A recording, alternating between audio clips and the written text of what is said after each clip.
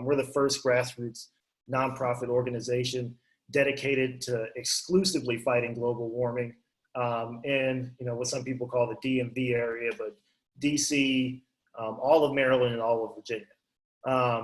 And we picked this region because, one, it surrounds the nation's capital. So especially with the president we have now, we would love nothing more than to make sure all of the White House's energy is powered by clean resources, which is a win that CCAN accomplished in the district a couple of years ago on getting them to a 100% clean energy future.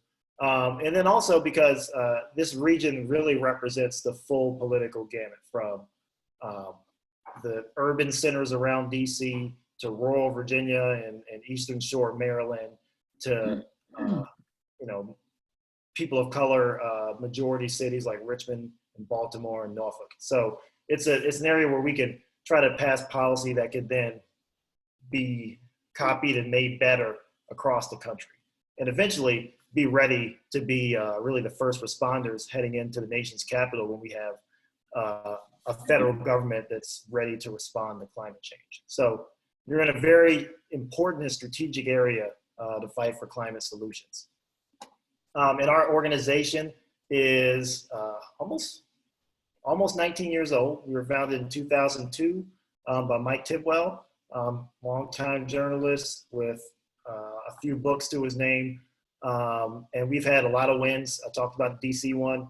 We passed strong renewable energy laws in Maryland, a 50% renewable energy and 100% zero carbon plan in Virginia, in Dominion territory by 2045, and shutting down all of our fossil fuel power plants by 2050. We also banned fracking in Maryland with, of course, a coalition of other people. And we're also taking on Exxon in DC. So we're busy.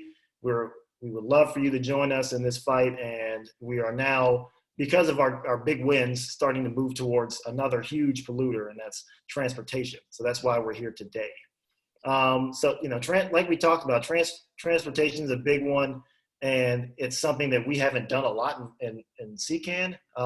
We've been focusing on the electricity sector, but while we're not done with the electricity sector, we've made a pretty big dent and at least set a target in Virginia of getting to 100% zero carbon energy. So now we got to move to what is the biggest polluter in the state, and I believe the nation, in transportation. And it can go a lot of different ways, as you'll hear in this. So a couple things that I've already heard about. There's an electric school bus bill that Mothers Out Front has been pushing that you'll probably hear a lot about in the coming years. There was an omnibus transportation bill that's unlike something we've seen in Virginia in a long time that passed this year. And with the changing legislature, there's an opening for a lot of big things to happen, two of which you will hear about today. So I want to make sure we have plenty of time for our speakers. So I'm going to go ahead and bring on our first presenter, Wyatt Gordon. Wyatt is a born and raised Richmonder.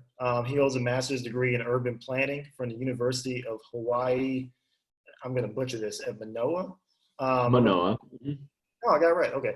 And a bachelor's degree in international politics from the American University in DC. He's an urban planner, community organizer, working to foster safer, more sustainable cities and greater civic participation in the government. And he's currently working with VCN, the Virginia Conservation Network, as the policy coordinator for land use and transportation. Yeah, policy manager for land use and transportation. It's such a simple and casual title to just roll off your tongue. He helps bring all of the organizations working on those issues together to figure out how we can, live more sustainably, build more sustainable communities, and also have cleaner, more equitable forms of transportation. So with that, I'm gonna turn it over to you, Wyatt. Hey guys, thanks so much for having me. Thank you, Harrison. This is a brand new position with VCN. I've been here about 6 months. And the way I kind of try and describe it to people is, how you get to the end of the video game and you finally meet the boss battle. And we went from fighting one evil energy generator to now you have to fight 8 million things.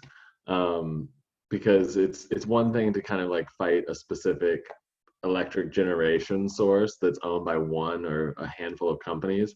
It's a completely different thing altogether to convince 8 million Virginians to change their transportation, and even harder to kind of shift the systems behind all of those individual choices. So this is kind of the next step of our climate fight. But it's a really fun one to be a part of. There's a lot of energy and there's a lot of really great reasons to do it that go beyond environmentalism. So there really is a broad coalition that's available to us if we want to fight these battles. So I'm going to be sharing a little bit more about an idea that is could be kind of one of our silver bullets in this fight. Because when we think about, it's great to have an electric vehicle. That's always fantastic.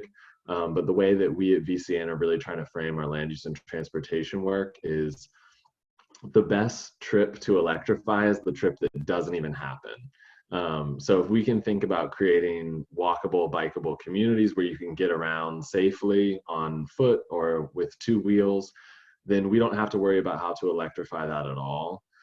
If we can get people taking public transportation, whether that's light rail or buses or like the metro, then we only have to worry about electrifying a set number of vehicles, each of them carrying 40 to 100 people.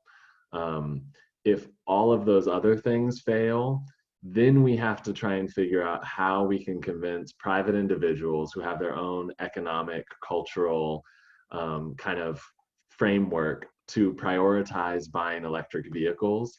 And it's a lot easier to help a transit agency shift to electrification than it is to convince the thousands, if not millions of riders, depending on where you're talking about, to just continue using public transportation that is now electrified and cleaner. So basically this idea that I'm going to be talking about is zero fare transit. In layman's terms, it's just free public transportation, which depending on your socioeconomic, age, political, everything kind of leaning, it might be really exciting for you to say free public transportation or fare-free transit. For our opponents, we generally stick to saying zero fare, because giving things away for free is not always a good idea in America. Any of you who really want free healthcare understand why we are not necessarily trying to call this free. So zero fare transit, that's kind of the fight, the term that we're going to carry with us into battle. So it's called zero fare transit. It sounds at the same time revolutionary, but also completely mundane. And when you think about who's doing it, there are a lot of places that actually already do zero fare transit, especially around the world, especially in Western Europe.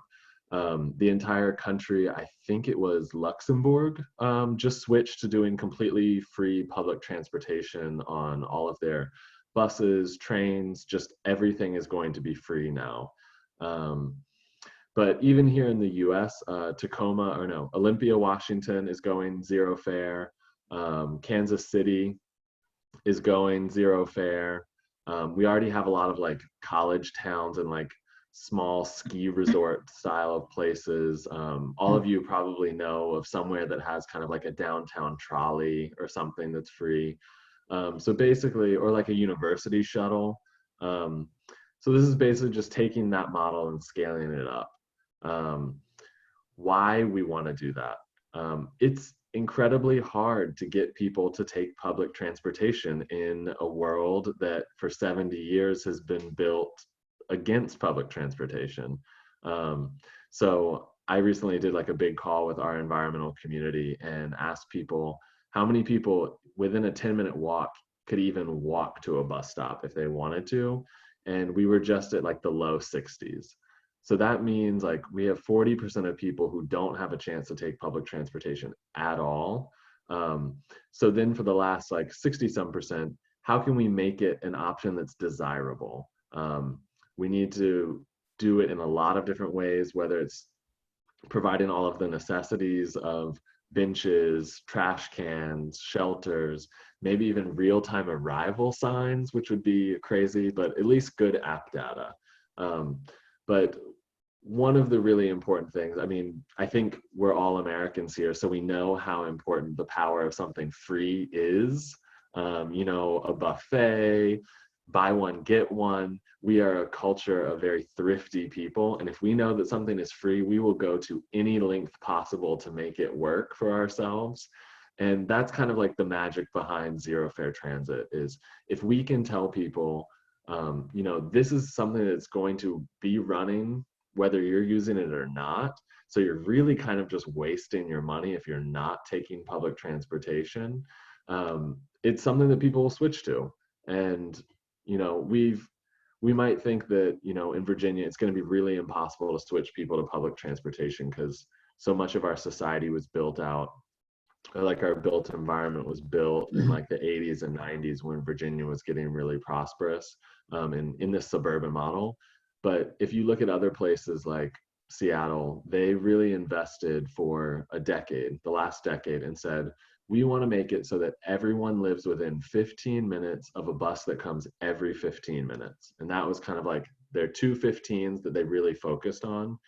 And they were able to take their transit ridership rates from just 18% of people who took transit once a week to now they're at 58% of people who take transit once a week. So this really is something that we have to think about as a generational kind of change, but it is a change that we can achieve within one generation.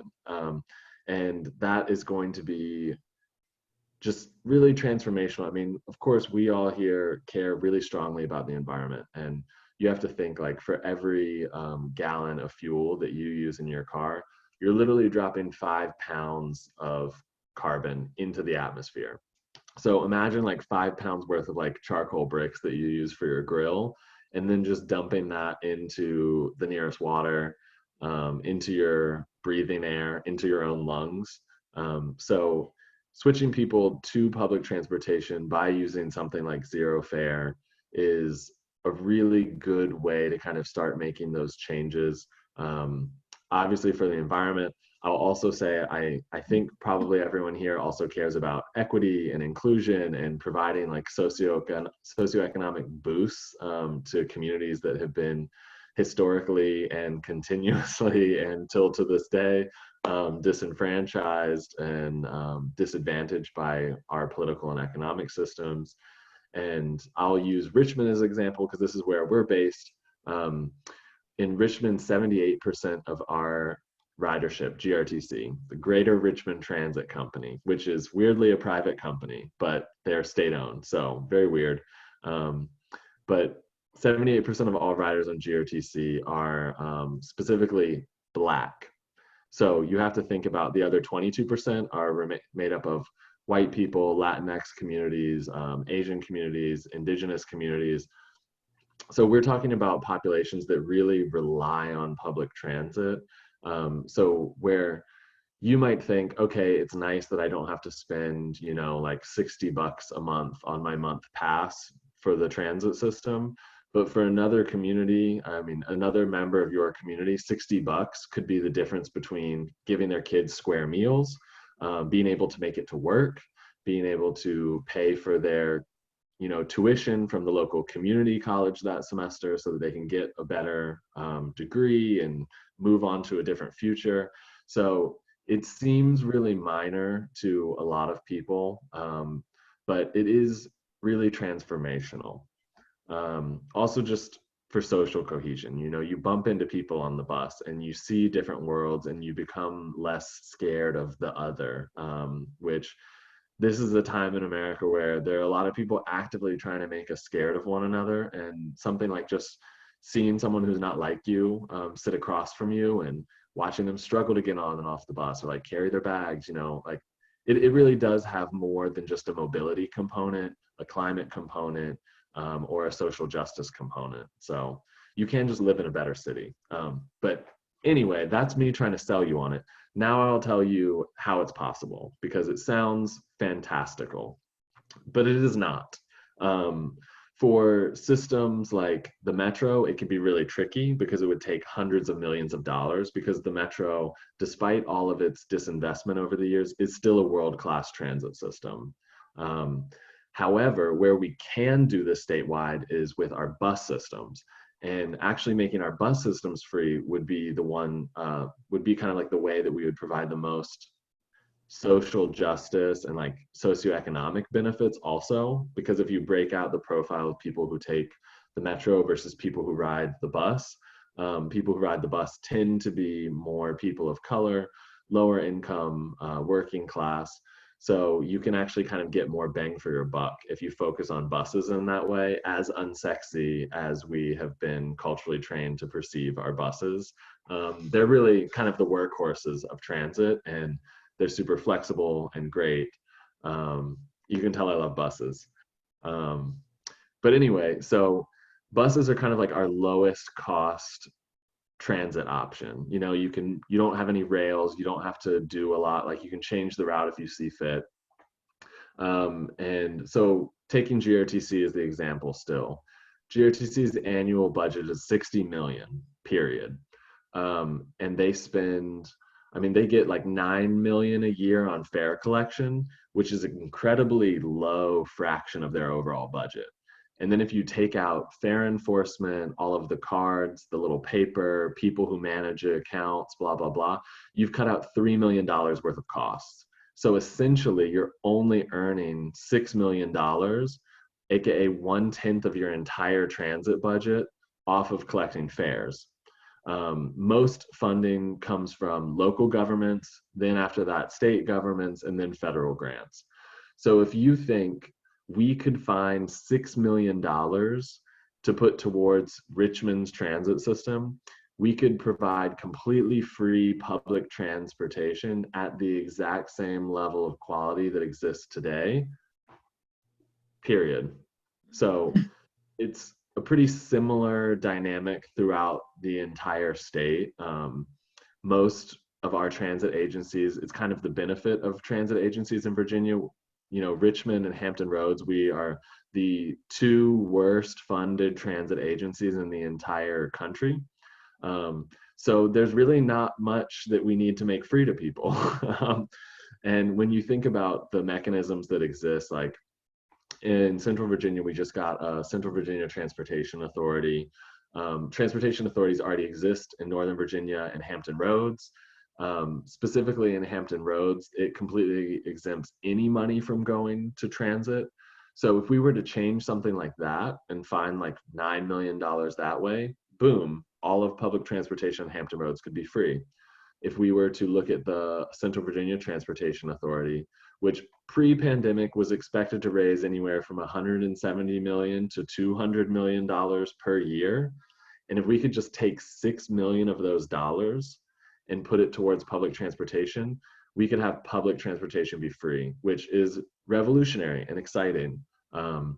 So that's all to say, like, it sounds unbelievable, but if anything, if we've learned anything from the time of coronavirus, where now people get actual living wages provided to them, not for working, you know, like, anything is possible if we agree as a society that it is worth fighting for and that people need it. And I would say, you know, now is not the time I want you to go out and ride the bus. Bus trips, public transportation in general, we're trying to keep just for essential trips and essential workers. But what I would love is if you go and look up how you could take the bus. You know, how would you get to work? How would you get to school? How would you pick up your kids? How would you go visit your mom? And see how long it takes. Note where your stop is. Start to think about integrating the bus into your lifestyle, even if it's just once a week. Because once we start doing that, we can normalize the bus for people who have never been on the bus in their entire lives. I've even had people in the environmental community come up and say, like, you know, I just really don't know how the bus works and I'm so intimidated. Like, I wish someone would teach me how to ride the bus. And I'm like, I got you. You bring $1.50. meet me at a stop and we're going to change that for you. So yeah, and I would say that's my spiel, and I'm happy to answer any questions from anyone. I also had a couple poll questions if we want to do those.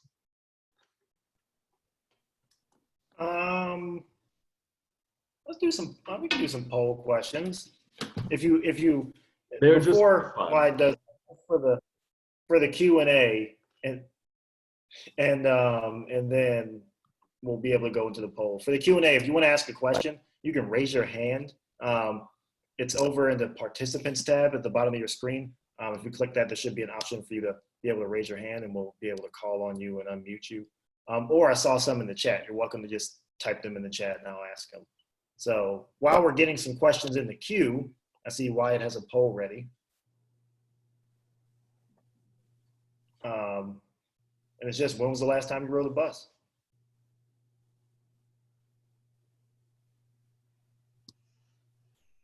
Okay, everyone's answers in. Show that poll. Hey, okay, this is great. Yeah, we're looking great. You know, the bottom 30%, I think that's pretty reflective of where society in Virginia is at. People aren't necessarily riding the bus, but it's fantastic to see like we have 60 people where the bus is a viable option and y'all are taking it. So this is great. Next poll question.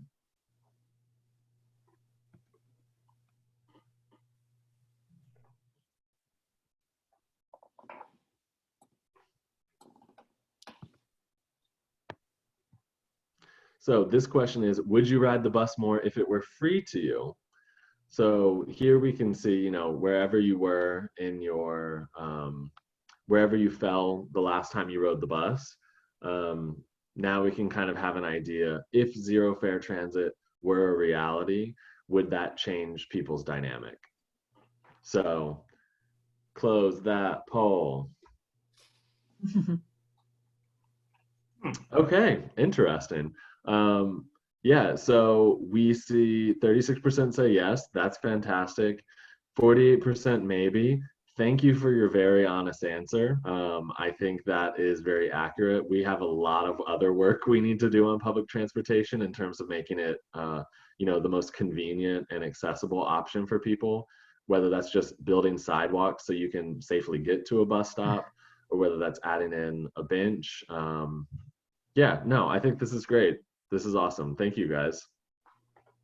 All right, so I got some questions in the chat, and Hannah can tell me if we have anyone raising their hand. So the first one is one we're going to be dealing with for a while. How do we address the social distance dilemma of bus and subway rides under the coronavirus crisis? Yes, this is the dilemma of our entire world right now, I would say. And in terms of transit, transit in most, if not all parts of the state has gone to backdoor boarding. They've really tried to avoid having limits on the number of people, but they are doing things to make sure. I mean, I know transit agencies across the country have doubled, tripled, quadrupled their cleaning. So they're being cleaned not just once a day, but multiple times a day. People are being asked to wear masks, gloves. Backdoor boarding keeps you away from the drivers to try and keep them safe. The reality is, until we are doing legitimate testing, contact tracing, or have an effective treatment or a vaccine, public transportation, like all things in our society, is not going to be normal. So that is bad. We want to ride the bus if we need to. You know, if you want to get somewhere, that's great.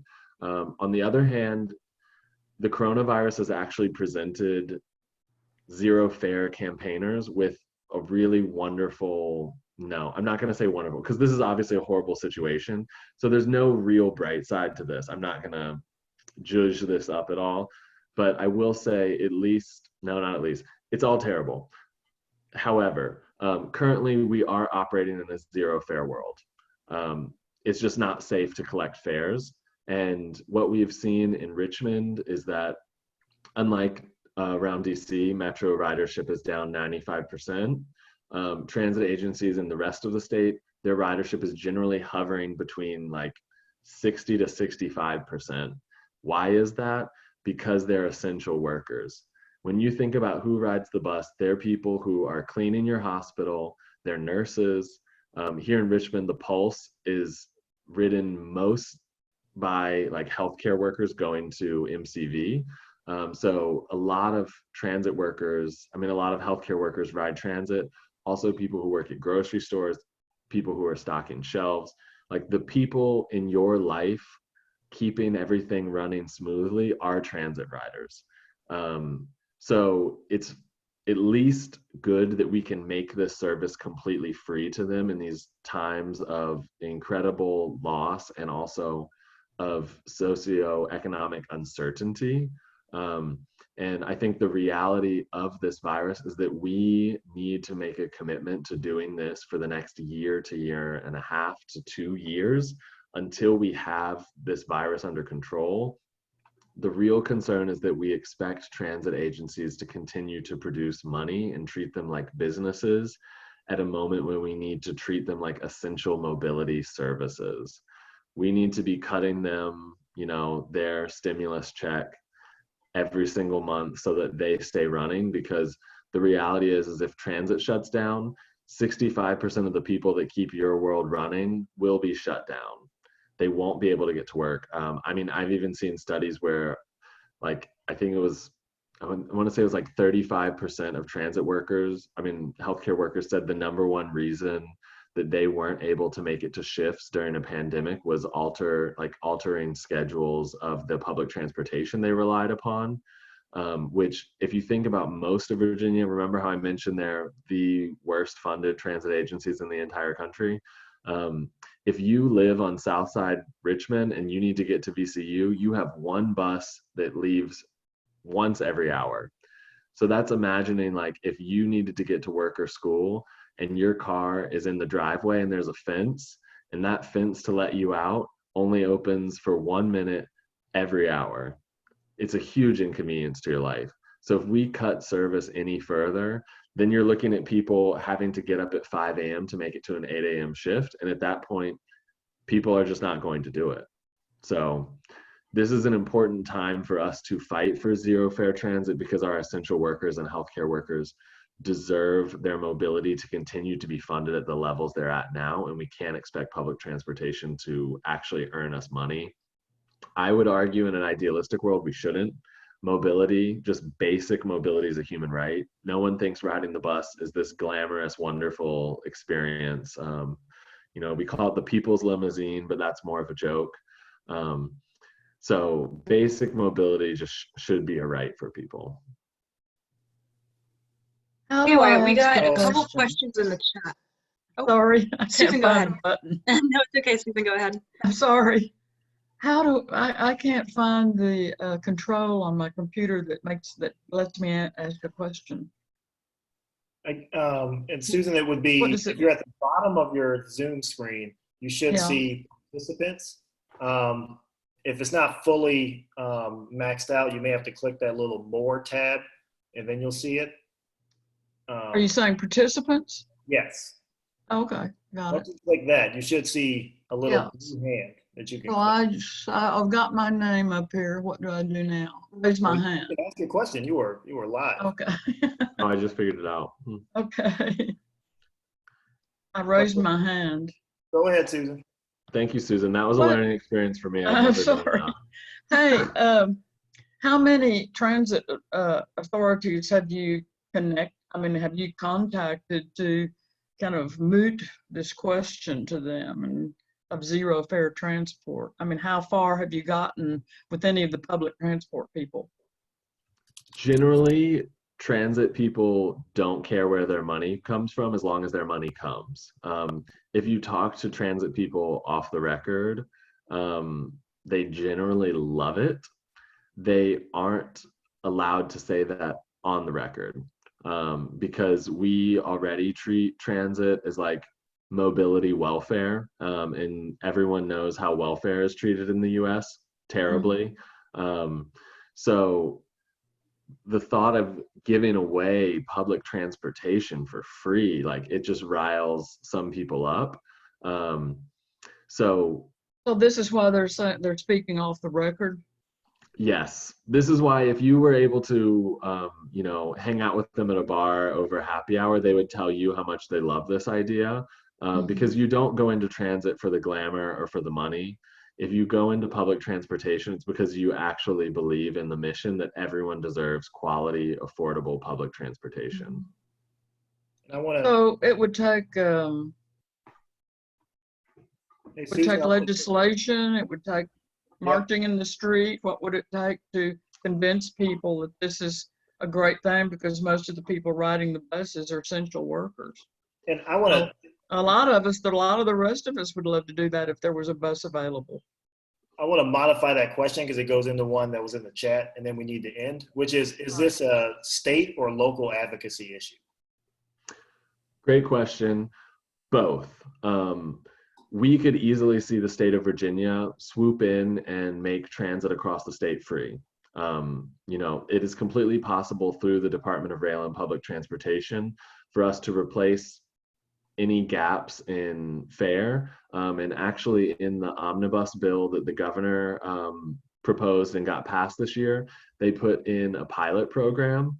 So there is, I think, like $9-10 million in the omnibus to do some of these tests. And behind the scenes, the administration has been talking with some transit agencies about how they would make particular lines free, maybe with an equitable lens. Like, how do we make lines that connect into low income areas free first before we scale it to the entire system? So this is completely something that we can do at the state level. It is, however, something that people have typically been doing at the local level. The city of Richmond could easily say, you know what, I as Mayor Stoney set aside $30 million in 2020, which this will be revised, but $30 million just to repave roads. That's an actual figure in his initial proposed budget. He easily could have said, you know what, I am going to take 1/5 of that, $6 million, and put it to make all public transportation free. The fact is that so much of our culture is still dominated by the car. And so much of our politics are still controlled by more affluent people that drive cars, that we really do need to see people power and, not necessarily everyone marching in the streets. I wouldn't advise that in these times, but, having conversations with friends, emailing your local city council person, your board of supervisor member, just start having the conversation about why this is possible, why it's desirable, and why we need to do this if we want to save our climate. All right, I unfortunately have to move us on to our next presentation. Thank you, Wyatt. There were some other comments and questions in the chat. So Wyatt, hopefully we can try to make sure you get those if there's anything else you can help. Yeah, and Harrison can share my contact info at VCN. So if you guys want to, reach out, ask me more questions, or have me do another webinar, let me know. I'm a huge nerd and love talking about this stuff. So. All right, so I'm gonna move us on to another great presentation from Sue Gander. So real quick, just a little bit about her. She serves as the Managing Director of Electric Vehicle Policy for the Electrification Coalition. She leads the planning and execution of policy work, accelerating the adoption of plug-in electric vehicles on a mass scale across local, state, and federal levels. Previously, she directed the Energy Infrastructure and Environment Division at the National Governors Association for over a decade, spearheading policy support for the transformation of the energy and transportation sectors. Sue also served at the US EPA as a program manager for the Clean Energy and Environmental Partnership Program, and at the Center for Clean Air Policy as Manager of Government Relations and Public Affairs, and as a Senior Policy Analyst, where she led initiatives on air quality and climate change. She holds a BA in Public Policy from Brown University and an MA in Public Policy with a certificate in Energy Analysis and Policy from the University of Wisconsin. And she loves riding her e-bike around her neighborhood in Kensington, Maryland. That sounds cool. And she originally hails from Utah. So we're lucky to have her with a resume like that. So thank you, Sue. The floor is yours. Thank you, Harrison. I think that just means I'm old because I have a lot of things to point to. So it's great to be with you on a Tuesday evening. I am thrilled to have so many folks interested in learning more about vehicle electrification. Maybe teeing off of what Wyatt had to say, really have an amazing opportunity in Virginia to think about the next thing that you want to go after in terms of your climate challenges.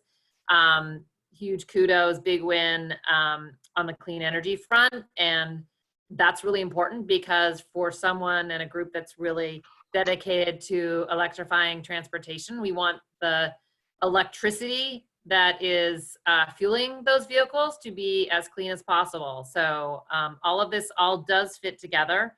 I've got a bit of a slide presentation because I'm a very visual person. So if you'll bear with me, I'm going to just kind of run through some slides that are really meant to give you a little bit of a taste of what can be the future for Virginia in terms of some different policy opportunities. There's some stuff that's already been started. Folks on this call already may be involved in some of the efforts, but it really is a critical time, I'd say, over the next couple years to show policymakers that this is something that people care about. This is something we want them to continue to care about. We know there's a lot of challenges with budgets and you know, we're going to be facing that across the board, but this is something that makes sense in the long term. This is something that's really important, you know, for the future of Virginia to be healthy and sustainable. So hopefully that message can bear out, and that there can be some small wins that lead to some big wins. So I will jump to the slides. So if you'll bear with me, I'll kick this thing up. All right, so this is a walkthrough on electrifying the transportation for, future of transportation for Virginia.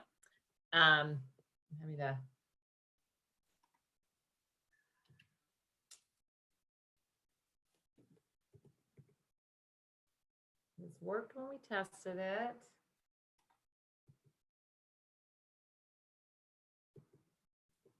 Looks like it's not advancing. Hold on. There we go. All right. So a little bit about Electrification Coalition. We are a nationally based organization, and our most recent work over the last decade has really been at the local level. I'll mention a few things that have been going on in Virginia. And that includes things like supporting the American Cities Climate Challenge, working on the Climate Mayor's Bulk Purchasing Cooperative. So a lot of work helping to get fleets to transition, helping develop consumer-facing programs that we call accelerator programs, helping improve the education and outreach around electric vehicles, and having some really great successes in different states across the country. So again, we're very excited that this can be happening more in Virginia as well. Our motivation stems from a concern around the just utter dependency upon oil for our transportation needs. It's at 92%. And as we all know, it's a very volatile market. It's one where even where we have production increasing in the US, and you know, we've seen that happen, it's still a global market, and we are dependent upon some actors that we don't really, you know, want to be playing with. And we spend over $80 billion a year to defend that oil market. So a lot of money that could be put to use elsewhere. And as we talked already, transportation is one of the leading sources of greenhouse gas emissions. This pie chart shows what it is nationally. Virginia is about up there, maybe even a little bit higher than the national average. And there's also, of course, the contribution to critical air pollutants, so things that are causing ozone and contributing to poor health outcomes also. Just wanted to mention that we've just started a state policy effort just in the last couple months. A couple of my colleagues are on the line as well, for that. And Virginia is one of 5 states that we're looking to focus our efforts on in the next 2 years. So we hope to be talking a lot more to all of you and to other organizations that are active in Virginia, and really excited to see that there's such a good group of advocates already interested in this topic. I hope folks do appreciate that electric vehicles have come a long way in the last few years in particular. And the point of this slide is just to say there are a lot of different models out there. And that's really important for Virginia because the F-150 is actually the #1 registered vehicle in Virginia. So the fact that we've got a few pickup trucks coming to us shortly that can present electrification as an option is really important, alongside all the other light duty vehicles that you'll see there on the screen. And these aren't all the vehicles, there's more than 50 models. This is just a snapshot. But then also transit and school buses. So Wyatt said a lot about buses, really important mode of transportation. All of these can be electrified as well. They're expensive and the upfront costs are higher, but the total cost of ownership is really compelling and a really good deal. So we're also working in that space as well. And then the medium and duty freight sector is a growing area of interest. Still some technology advances to be made there, but definitely some great options that are coming online. It's a real opportunity to get corporate America involved and think about how they can electrify their fleets and contribute to electrification future. And one other, so a couple of points here. One point that's really important is that this total cost of ownership compared to what we call ICE vehicles, internal combustion engines, is getting better and better. With low gas prices, it takes a little bit longer to get to cost parity, but this is a graph that I threw in there just to show what it looks like for a Nissan Leaf, which is a very popular light duty vehicle, compared to a Honda Civic, I think it is, no, Honda Accord. And we're seeing that happen definitely in light duty vehicles, increasingly in the other sectors as well. You're also seeing a lot of advancements in getting the network out there. It's great to have vehicles on the road. You need to have the charging network to support it. Now, 80% of charging happens at home or at work. So those are really important places, but we also need to have public chargers as well. So this just shows you that there's been a huge growth in the network. That's the left-hand side of the screen. And then the right-hand side shows you that even so, there's still a lot more that needs to be done. And so that's another piece of the policy push, is getting the public charging system to where it needs to be. And that, that calls for both public and private investment as well.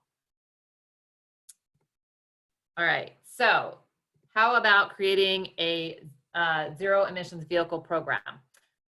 This is a slide that's just meant to give you the sense that there's a lot of different levers that are out there. And, it is complicated, as Wyatt was saying. There's 8 million vehicles, there's lots of different levers, lots of different players. And so there's a lot of different policy pieces that need to all come together. At the heart of what a lot of states are doing is setting a zero emission vehicle regulation or a mandate. And I'm going to say a little bit more about that, but it's really meant to set a target for where the state wants to go in terms of sales and pushing the market to get there.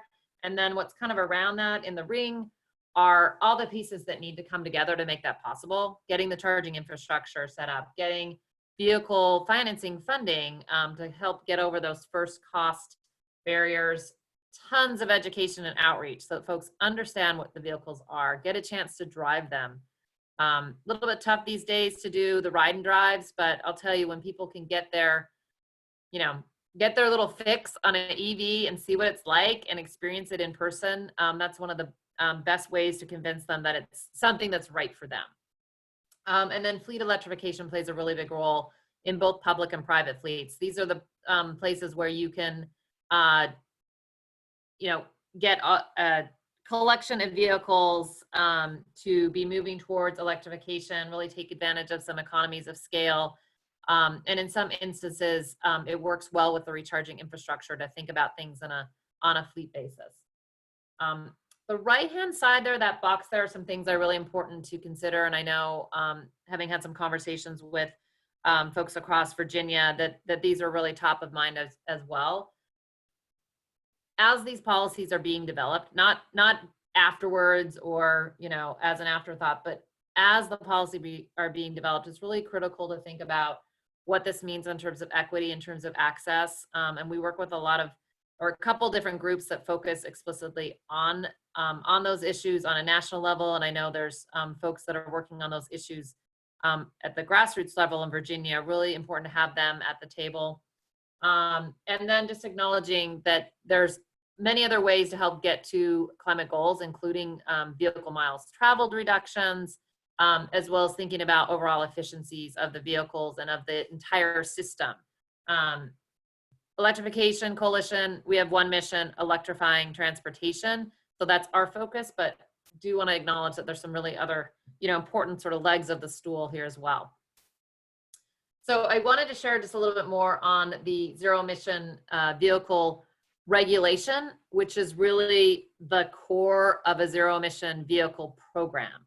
So the regulation itself is something that is tied to California, and under the Clean Air Act, their ability to set vehicle standards that are more stringent than at the federal level.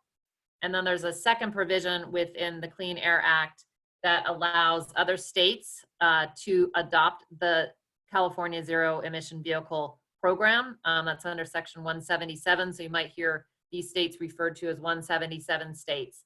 And right now we've got the 12 states listed there that have adopted that approach that California is taking. You have another couple of states, Nevada and Minnesota, that are just on the verge of sort of officially starting their process. And then you've got the states of Pennsylvania and Delaware that are kind of halfway there with the low emission vehicle program, which is a sort of a precursor or an earlier stage to the zero emission vehicle program.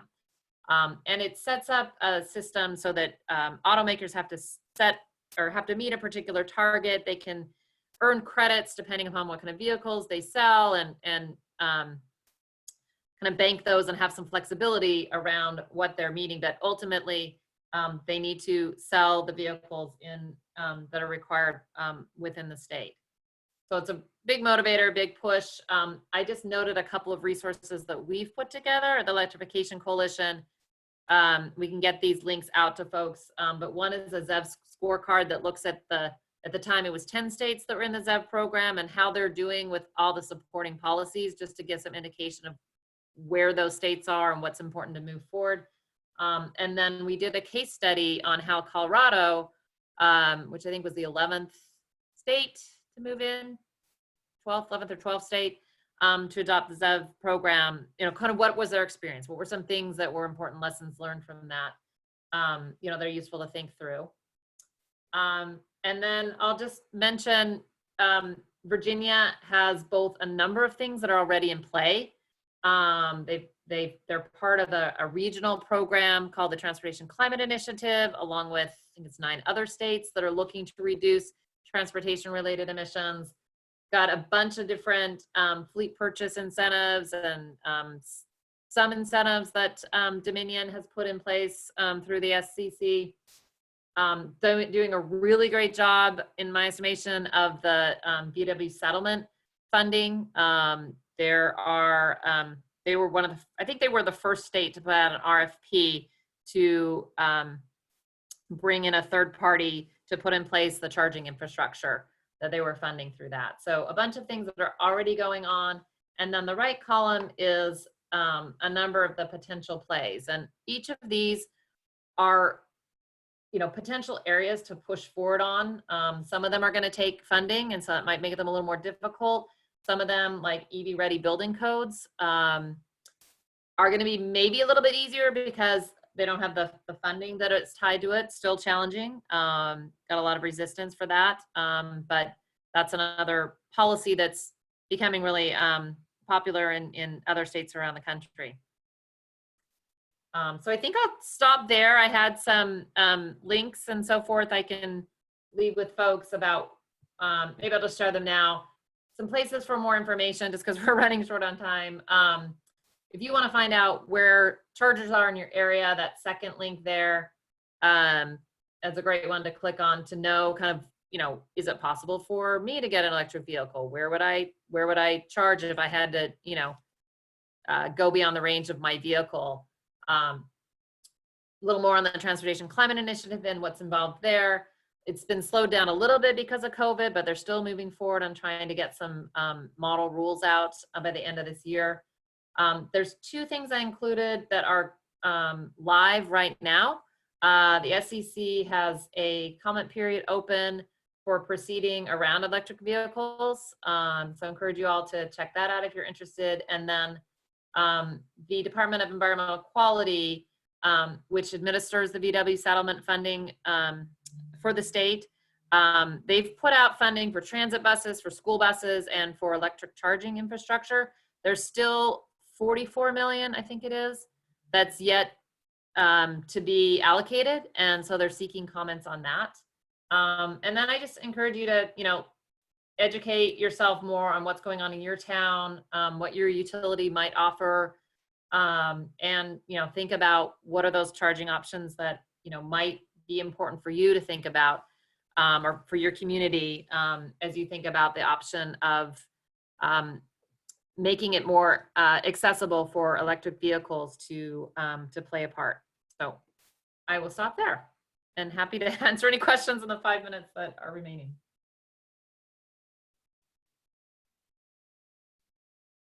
Thanks, Sue. I know I see the first question that we had in the chat during your presentation was, I think you touched on it a little bit at the end, but are you working on financing strategies for school buses? That was a sigh.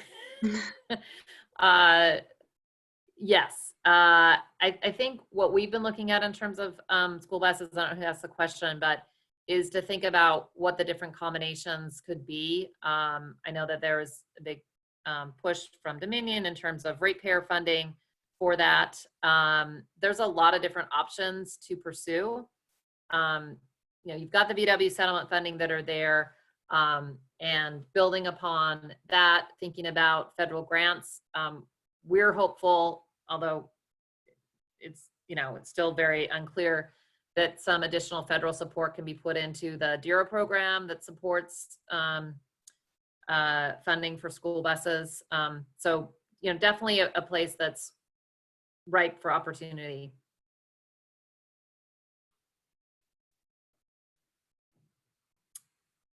Okay. The questions too. Yeah, I gotcha. The next question that we had in the chat was from Susan, who asked, when is Virginia getting the VW settlement money that was promised to fund EV charging? And then she said, too slow. So the charging money is, at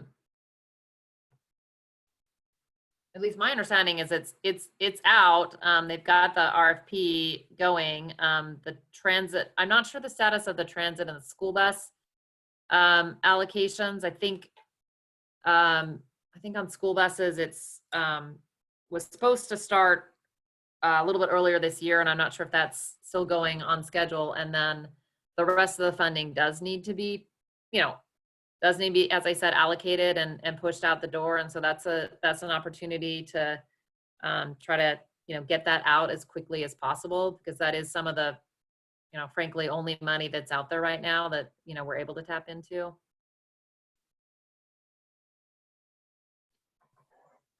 Awesome. And then just so everybody knows, somebody said, could CCAN please make sure we have access to the slides and the links? And yeah, we will make sure you get all of that. And you're also going to get a copy of the recording of the presentation. We also had a comment in the chat. Eli Fishpaw was talking about carbon pricing and how that would be really helpful. We only have a couple of minutes left, so I'm gonna just encourage everyone to read that comment as I say the last question which was from Zachary, who asked, what are the challenges with adjusting building codes for green developments?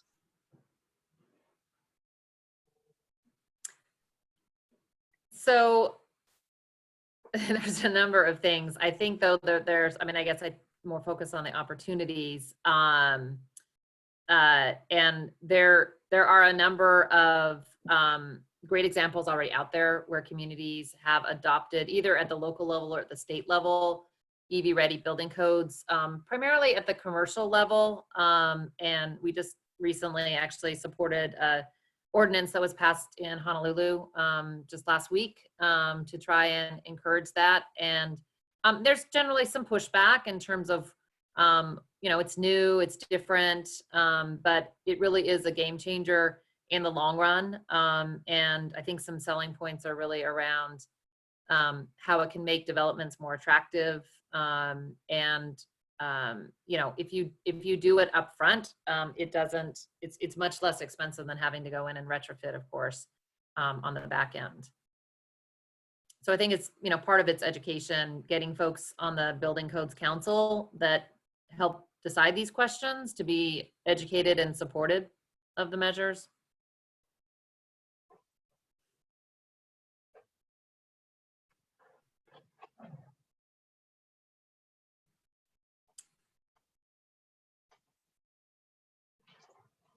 Awesome, thank you. Sorry, okay, No, sorry, I had some trouble. I thought it was 8 o'clock, so I wasn't sure if we're gonna get cut Yeah, off. no, absolutely. I had some trouble unmuting myself. That's all right. So sorry about that. Sorry for that delay. Thank you so much for your presentation, you and Wyatt. A lot of great information. And we are going to be sending everybody all of the links and the copy of the webinar. Just wanted everyone to remember their homework that Wyatt gave, which was to do some research about the transportation options around your area. Wyatt, I hope I'm not butchering that. Maybe looking at the bus schedules and see how long it would take you to get to different locations with the current availability of the public transportation in your area. Just to have a better understanding about the resources that you have now and potentially, you know, how we could help make those better. So again, thanks everybody for coming tonight, and we hope to see you at our events in the future.